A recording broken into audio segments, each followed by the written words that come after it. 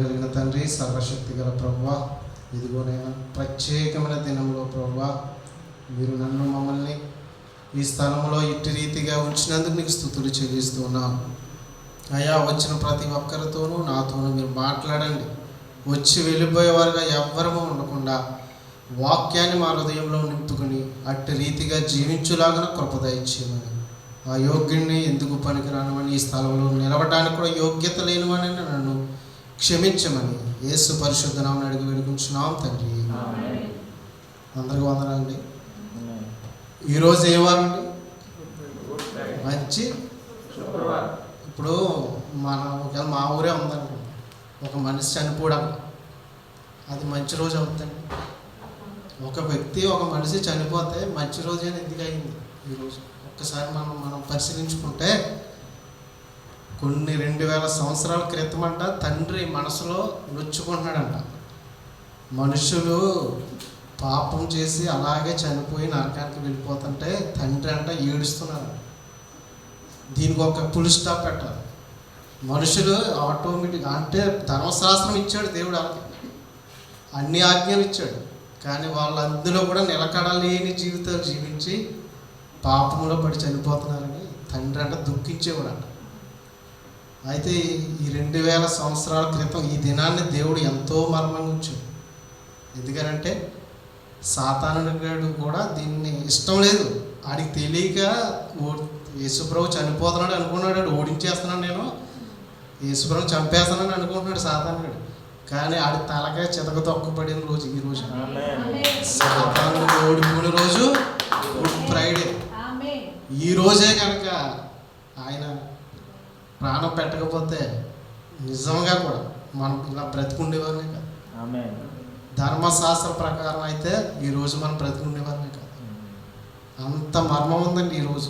మనం సింపుల్గా ఏదో 4 మాటలు చెప్పి వెళ్ళిపోతున్నాం, కానీ 2000 సంవత్సరాల క్రితం ఆయన పడిన శ్రమ, ఆయన పడిన బాధ, ఆయన ఒక్కొక్క తినే దెబ్బ ఆయన అనుకుంటాడంట, నేను ఇంకొక దెబ్బనే తింటే నా బిడ్డ రక్షింపబడతాడు, ఇంకొంచెం దూరం సిలువని నేను మోసుకుంటూ వెళ్తే నా బిడ్డ రక్షింపబడతాడని ఆయన అనుకుంటూ మోసాడంట.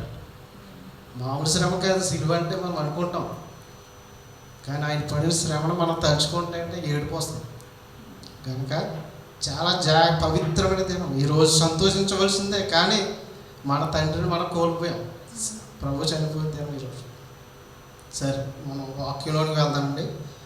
యోహాను సువార్త 19:28 అక్కడ ఏం రాయబడి ఉందంటే ఒక్కసారి చదువుతారు. అటు తర్వాత సమస్తం యేసు ఎరిగి లేఖనము నెరవేరినట్లు నేను దప్పికొనుచున్నానను. యేసు ప్రభు దప్పుకొనుచున్నారు. ఆయన అడిగితే పైనుంచి తండ్రే దాహాన్ని ఇవ్వగలడు. అవునా కదా? ఆయనకి ఏమైనా అసాధ్యమైనది ఏముందా? అయితే అక్కడ ప్రభు దప్పికొనుచున్నాను ఎందుకని అన్నారంటే అక్కడ లేఖనములు నెరవేర్చబడాలని. కీర్తన గ్రంథం 69:21 ఉంటుంది, చదవక్కర్లేదు. అక్కడ రాయబడి ఉంది ఇదే మాట. ఆయనకంట చిరకలు ఇచ్చారంట, చేదు చిరకను ఆయనకి ఇచ్చారని ఉంటుంది. అంటే లేఖనం కొరకు ప్రభు ఎంత జ్ఞాపకం చేసుకున్నారంటే ఇవన్నీ ముందు యేసు రాకముందే రాయబడి ఉన్నాయి, కానీ అవి మర్మంగా ఉంచాడు దేవుడు, బయట పెట్టల. దేవుడు చేసిన కార్యం చూడండి. మన కోసం ఆయన ఎంతగా, మనం పుట్టక మునిపే మన కోసం రక్తాన్ని చిందింపబడ్డాడు. ఒకసారి ఒక కుర్రోడు అడిగాడు, ఆయన 2000 సంవత్సరాలు కదా చనిపోయింది, అప్పుడున్న వాళ్ళకి పనిచేస్తుంది రక్తం, ఇప్పుడేం మనం 2024లోకి వచ్చేసాం, ఆయన ఎప్పుడో చనిపోయాడు, ఇప్పుడు ఎలా పనిచేస్తుందని అడిగాడు నేను. దానికి మనం ఆన్సర్ ఏం చెప్పగలను? నిజంగా నాకే అప్పటికి అర్థం అవ్వాలి, ఏంటి ఎంత మంచి క్వశ్చన్ వేసాడు అనుకున్నాను. సరే, ఆడికి ఏం చెప్పాల. తర్వాత 2 రోజులు ప్రార్థనలో పెట్టాక నాకు ఒక సేవకుడి ద్వారా గుర్తొచ్చిన మాట ఏంటంటే, ఒకసారి ప్లేగు వ్యాధి వచ్చింది కొన్ని సంవత్సరాల క్రితం. అప్పుడు ఒక మెడిసిన్ కనిపెట్టారు. ఆ మెడిసిన్ ఇప్పుడు ప్లేగు వ్యాధి వచ్చినా కూడా ఏమవుతుందండి? పనిచేస్తుంది కదా. ఆ వాక్యం వాడికి ఏం చెప్పాను ఆ మాట. అప్పుడు ఎప్పుడో ప్లేగు వ్యాధి కనిపెట్టారు, ఇప్పుడే నీకు ఎందుకు ఎలా పనిచేస్తుందిరా అన్న. ఆయనకి మాట్లాడాల. కనుక ప్రభు రక్తం అనేది ఏం చెప్పాలంటే జీవం గల రక్తం. ఆ రక్తము ఎప్పుడైతే ఆ రక్తంతో మనం కడగబడ్డామో నువ్వు పాపం చేయడం నీ మనసు ఇంకా వెళ్ళదు అటువైపు. నువ్వు దాన్ని అసహ్యంగా చూస్తావంట.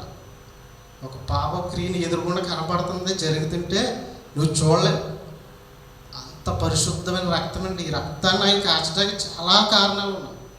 మనం సింపుల్గా తీసేసుకుని చెప్పేసుకుని వెళ్ళిపోతున్నాం, కానీ చాలా లోతుగా మనం ఆలోచిస్తే ఆయన పడిన శ్రమ, ఆయన పడిన దుఃఖం. ఈరోజు గురువారం అంటే నిన్నటి దినాన ఆయన గెస్సేమనే తోటలో ప్రార్థన చేస్తుంటేనంట రక్తము చెమటగా కారిందంట.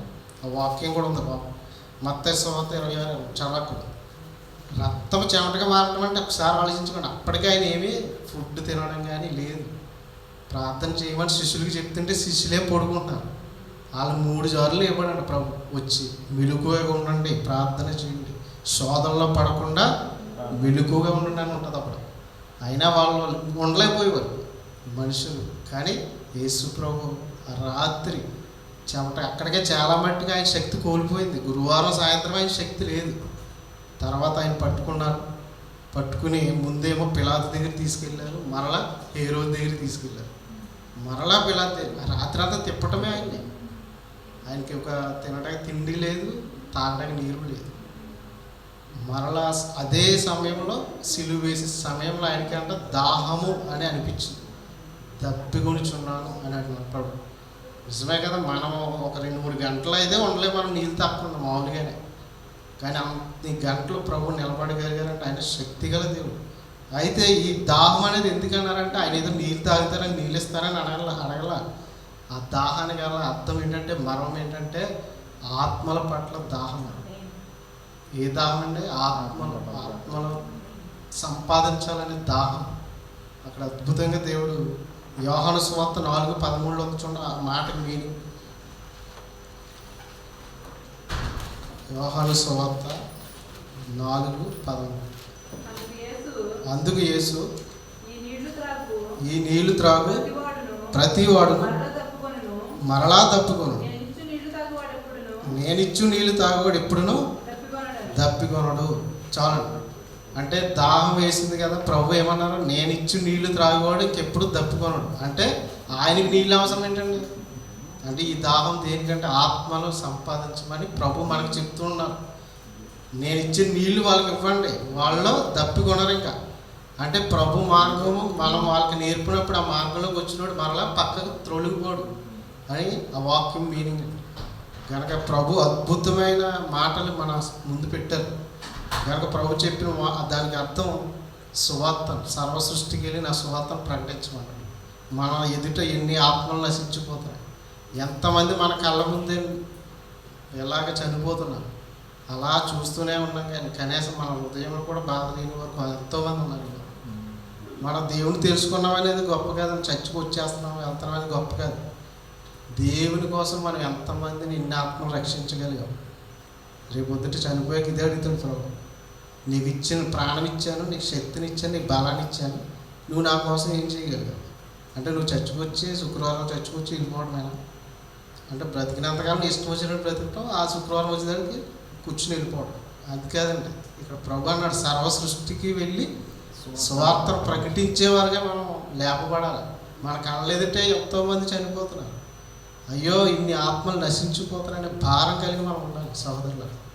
కనుక అదే ఇంకొక వాక్యంలో పౌలు గారు అంటారు, ఏమంటారంటే సువార్త ప్రకటించకపోతే నాకు శ్రమ ఉంది. మనం అనుకోవాలి, అయ్యో ఈరోజు ఎవరికైనా సాక్ష్యం చెప్పలేదా, నాకు ఏదో జరిగిపోద్ది అని మనసులో మనం అనుకునంట ముందుకు వెళ్ళాలంట. పౌలు గారు అంత సేవ చేశారంటే ఏదో పైపైన భక్తి చేశారనుకుంటారా? ఆయన పడిన శ్రమల్లో ఒక్కటి కూడా మనం భరించలేమండి, అసలు ఒక్కటి కూడా. అందుకే ఈ మార్గం ఇరుకైన మార్గం. విశాల మార్గం అనేది ఏంటంటే సులువుగానే ఉంటుంది, అందరూ అన్నీ చేయొచ్చు. కానీ ఈ మార్గంలో నిలవలేక చాలామంది క్రిస్టియన్స్ నుంచి బయటకు వెళ్ళిపోతున్నారు. అయ్యో బాబోయ్ క్రిస్టియన్స్లో మనం ఉండలేము. నిజంగా ఉన్నట్టు పాటించగలిగితే ఇది చాలా ఇరుకైన మార్గమే బైబిల్ అనేది. క్రిస్టియన్స్ అంటే అలాగా మామూలుగా చెప్పుకునేది కాదండి, ఇరుకుగా ఉంటుంది ఈ మార్గం. ఇందులో ఎన్నో నిందలు వస్తాయి, శ్రమలు వస్తాయి. నువ్వు ఎంత కరెక్ట్గా ఉన్నా నిన్నేదో మాట చెప్పి గుచ్చుతూ ఉంటారు. ఇరుకైన మార్గం సహోదరులు. కానీ ఫలితం మనకి ఇక్కడ ఉండదు. పైన పరలోకంలో ఇస్తాడు. దేవునికి మహిమ. నువ్వు ఎన్ని శ్రమలు పడ్డావో ప్రతి దానికి ప్రభు నీకు పరలోకాన్ని. ఇక్కడ ఏమి ఉండదు, నీకు ఏ గొప్పలు ఉండవు, నిన్ను ఎవరు పొగడరు, సన్మానించరు. శ్రమలే వస్తాయి, నిన్ను దినదినం దుఃఖిస్తూనే ఉంటారు. కానీ అయినా ప్రభు అన్నారు, మరణం వరకు నమ్మకంగా ఉంటారు. ఆమేన్. కనుక ప్రభు కొరకు మనం సాక్షిగా జీవించాలా, ప్రభు కొరకు నిలబడాలి. మనం ఆత్మలో ప్రతిదినం మన ప్రార్థనలో ఎల్లప్పుడూ నిలబడితేనే ముందుకు వెళ్ళగలం. ఒకరోజు ప్రార్థన చేసి ఒకరోజు మానేస్తే మాత్రం భక్తిలో కొనసాగలేము. ఖచ్చితంగా ప్రతి దినము ప్రభు కొరకు మండాలి ఆత్మలో. కనుక ప్రభు కొరకు మనం జీవిద్దాం. కనుక దప్పిగొనుచున్నానని ప్రభు ఎందుకన్నారండి? ఆత్మల భారం కలిగి. మనం ఏ దాహంతో ఉంటాం? లోకంలో దాహం, లోకంలో ఏదో సంపాదించుకోవాలి, ఆస్తిని సంపాదించుకోవాలి, ఈ దాహంతోనే వస్తుంది. ఇప్పుడు కొయిటుకు వచ్చింది కూడా మనం ఎందుకు? డబ్బు సంపాదించడానికి వచ్చాం మనం. కనుక ఈ దాహం పక్కన ఉంటాయి, అన్ని కోరికలు ఉంటాయి, మన అవసరతలు ఉంటాయి. ఎక్కువ దాహం అంట ప్రభు పైన పెట్టదు. ప్రభు ఆత్మను సంపాదించడం పైన మనం పెట్టి ముందుకు వెళ్దాం.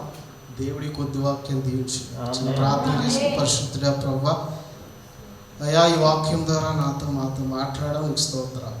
నేను ఎల్లప్పుడూ నీ కొరకు రగిలింపబడే వ్యక్తులుగా, ఆత్మలు సంపాదించే వ్యక్తులుగా మేము కూడా కృప దయచేయండి. నజరేయుడైన యేసుక్రీస్తు పరిశుద్ధనామమున అడిగి వేడుకుంటున్నాం తండ్రి. దాహమని అడిగింది ప్రేమ, చేదు దాహాన్ని ఇచ్చింది లోకం. దాహమని అడిగింది ప్రేమ, చేదు దాహాన్ని ఇచ్చింది లోకం. చిరకనిచ్చినారు మరి బరిసెతుకొచ్చారు, చిరకనిచ్చారు మరి బరిసెతుకొచ్చారు. నోరు తెరవలేదా ఈ ప్రేమ, బదులు పలకలేదా ఈ ప్రేమ. నోరు తెరవలేదా ఈ ప్రేమ, బదులు పలకలేదా ఈ ప్రేమ. ఇది ఎవరి కోసమో? ఈ జగతి కోసమే, ఈ జనుల కోసమే, జగతి కోసమే, ఈ జనుల కోసమే. సిలువలో సాగింది యాత్ర, కరుణామయ నీ దయగల పాత్ర. సిలువలో సాగింది యాత్ర, కరుణామయ నీ దయగల పాత్ర. హల్లెలూయా, హల్లెలూయా. ప్రభు ఆశీర్వదించునుగాక. మరి చక్కగా ఒక్కొక్క మరి వాక్యాలలో కూడా ఒక్కొక్క మాటలో కూడా మనము వినడం చాలా సంతోషంగా ఉంది. ఒక్కొక్క మరి వ్యూ అలా అంటే ఒక్కొక్క కోణంలో మాట్లాడటం చాలా సంతోషం.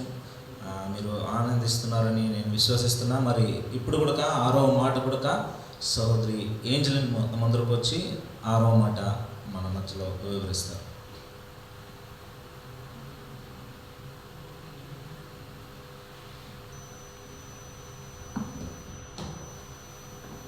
ప్రైజ్ ది లార్డ్ అందరికీ. 6వ మాట యోహాను సువార్త 19వ అధ్యాయము 28వ వచనం చదవండి. అటు తరువాత సమస్తమును అప్పటికి సమాప్తమనేది యేసు ఎరిగి, లేఖనము నెరవేరినట్లు నేను తప్పుకొనుచున్నానెను. ఇక్కడ మనం ఏ వార్త చూస్తున్నామంటే సమాప్తమైంది అని చెప్తున్నాడు యేసయ్య. సమాప్తమైంది అని ఎందుకు? శిలువ మీద ఆయన పోయి లోకంకి వచ్చినాక ఎన్నో కార్యం చేసినాడు, ఎన్నో మిరాకిల్స్ చేసినారు, మరి ఎన్నో వ్యాధస్తుల్ని స్వస్థపరిచాడు. అప్పుడంతా దేవుడు చేసిన ఆ పనిని చూసి సమాప్తమైంది అని చెప్పలేదు. అయితే శిలువ పైన పోయి ఆ రక్తం కార్చి తర్వాత ఎందుకు సమాప్తమైంది అని చెప్పాడంటే, మనము స్టార్టింగ్ నుంచి ఆదమ్ అండ్ ఈవ్లో నుంచి మనం చూసేటప్పుడు వాళ్ళు చేసిన ఒక పాపము వచ్చి దేవుడు ఇది చేసే కోసము ఫస్ట్ జెనిసిస్ ఒక వర్స్ చదవండి. జెనిసిస్ 3 ఆదికాండం 3వ అధ్యాయము 12వ వచనం 22వ వచనం చదవండి. 3rd chapter. అప్పుడు దేవుడైన యెహోవా ఇదిగో మంచి చెడ్డలు ఎరుగునట్లు ఆదాము మనలో ఒకని వంటి వాడు ఆయన. కాబట్టి అతడు ఒకవేళ తన చెయ్యి చాచి జీవవృక్ష ఫలమును కూడా తీసుకుని తిని నిరంతరం జీవించునేమో అని. 3:20 చదవండి. ఆదాము తన భార్యకు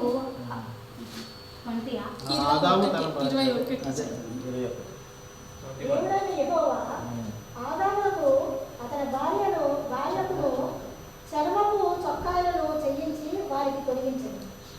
ఒక చర్మంతో చొక్కాని చేసి, అయితే ఆ చర్మం ఎక్కడి నుంచి వచ్చిందంటే ఒక మేకని ఇది చేసి ఆ చర్మం తీసి వాళ్ళ పాపం చేసిన తర్వాత వాళ్ళకి డ్రెస్ లేకుండా ఉన్నారని తెలిసి వచ్చింది. ఆ పాపంని కవర్ చేసే కోసము ఆ చర్మంని ఇచ్చినారు దేవుడు.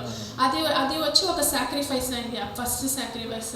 ఆ తర్వాత ఆ సాక్రిఫైస్ కంటిన్యూ అవుతూ వచ్చినప్పుడు, ఆ బలిలు కంటిన్యూ అయ్యి వచ్చినప్పుడు ఎక్సోడస్లో మోసెస్ ఉన్న టైంలో ఫస్ట్ వాళ్ళు బలి ఇచ్చి ఆ రక్తంతో వాళ్ళు ఏం చేస్తారు, ఫస్ట్ దేవుడు కమాండ్ చేసింది ఆ ఈ సోప్, అది ఎక్సోడస్ 12వ అధ్యాయము 21, నిర్మకాండం 12వ అధ్యాయం 21 చదవండి అక్క. కాబట్టి మోసే ఇశ్రాయేలు పెద్దలందరినీ పిలిపించి వారితో ఇట్లనెను, మీరు మీ కుటుంబముల చొప్పున మందలో నుండి పిల్లలను తీసుకొని పస్కా పశువును వధించుడి. మరియు ఈసేపు కుంచె తీసుకుని పళ్ళెంలోనున్న రక్తముతో తాను ముంచి ద్వారా చాలక్క. సో ఆ ఈసేపు అది తీసి కొంచెం తీసి రక్తం, బలి ఇచ్చిన రక్తంని వాళ్ళ డోర్ మీద వేస్తే వాళ్ళకి వచ్చి ఆ రక్షణ పొందుతుంది, వాళ్ళ ఇంట్లో ఏమీ జరగదు అని మనం చూస్తున్నాము. సో ఇది కంటిన్యూ అవుతూ వస్తుంది. ఒక్కొక్కరు పాపము నుంచి రక్షణ పొందాలంటే ఒక బలిని ఇచ్చి ఆ రక్తము ఇది చేయాలి. సో శిలువ పైన మనం చూస్తున్నాము, దేవుడు నేను తప్పికున్నా అన్నప్పుడు వాళ్ళు ఏంతో ఇచ్చినారు, ఆయనకి ఈ సోపుతో ఇచ్చినారు. సో అక్కడ ఒక్కొక్క ఇది ఫినిష్ అవుతా వస్తూ ఉంది.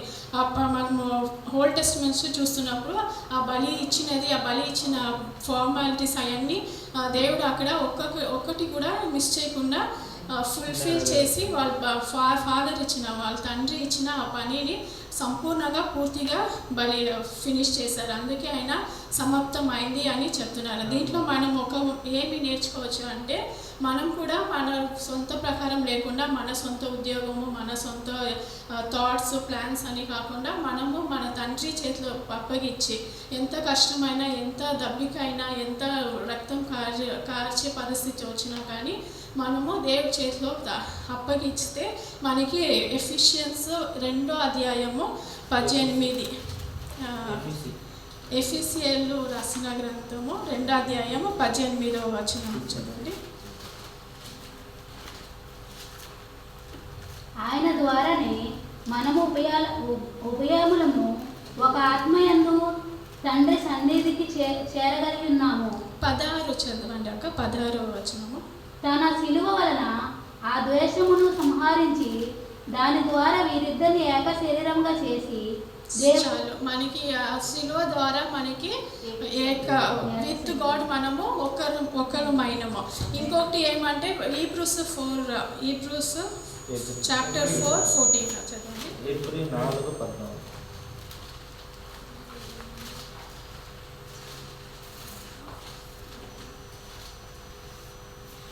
ఆకాశ మండలంలో గుండా వెళ్ళిన దేవుని కుమారుని యేసు అను గొప్ప ప్రధాన యాజకుడు మనకు ఉన్నాడు. చాలు.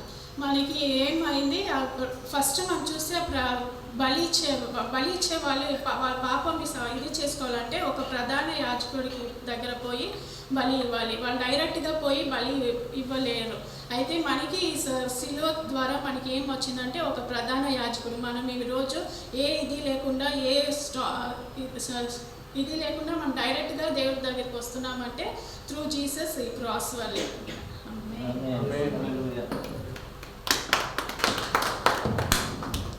సమకూర్చు నన్ను తండ్రితో యేసు రక్తము, సమకూర్చు నన్ను తండ్రితో యేసు రక్తము సంధి చేసి చేర్చును యేసు రక్తము యేసు రక్తము ప్రభు యేసు రక్తము యేసు రక్తము ప్రభు యేసు రక్తము ఐక్యపరచును తండ్రితో యేసు రక్తము సిల్వలో నాకై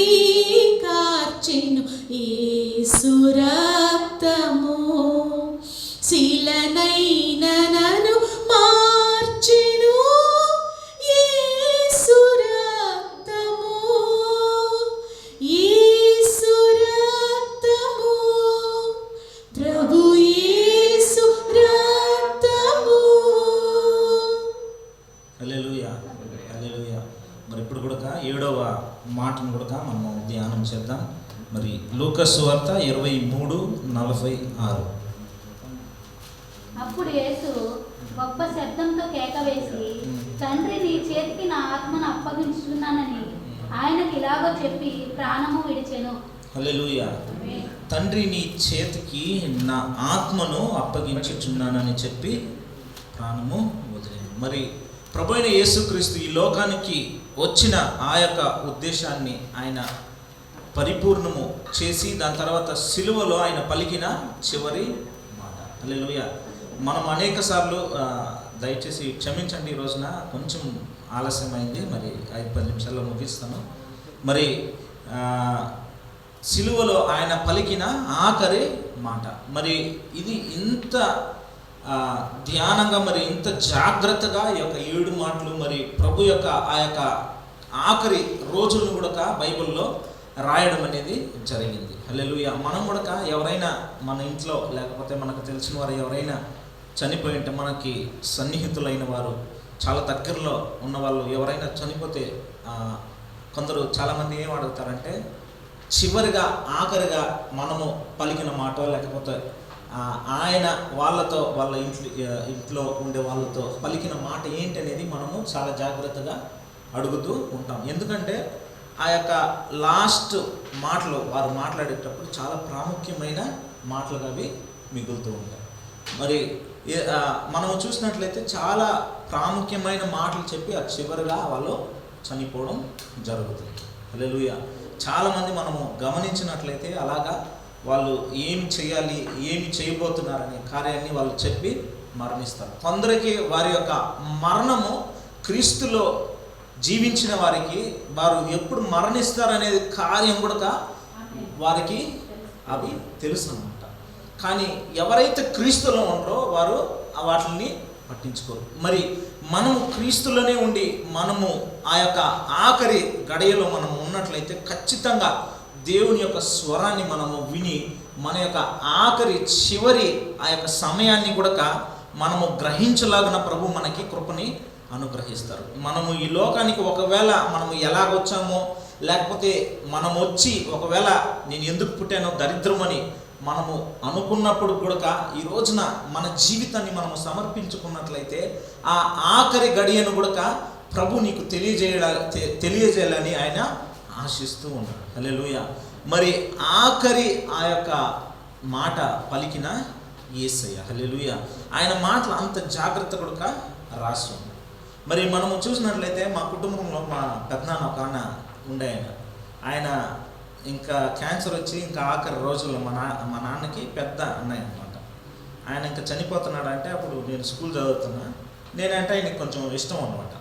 ఎందుకంటే ఆయనకి అన్ని పనులు చేసిస్తూ ఉంటా. సరే అని ఆయన చనిపోయే ఒక 2-3 రోజులు ఉన్నాయి. సరే మా నాన్న చాలా ఇబ్బంది పెట్టేవాడు.